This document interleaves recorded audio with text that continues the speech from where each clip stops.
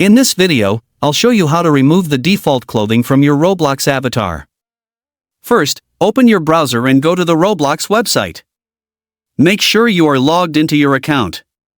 From the left side menu, click on Avatar. Here you'll see your character with the default clothing.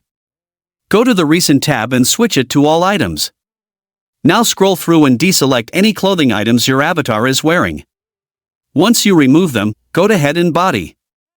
Then select Skin Tone. This is where you can adjust the appearance of your avatar.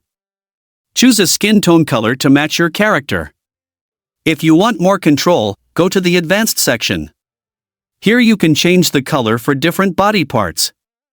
Select the same color for all parts to create a clean look. After that, click Done to save your changes. This will give the appearance of no default clothing on your avatar. And that's it, your Roblox avatar is now customized without default clothing. If this helped, don't forget to like and subscribe.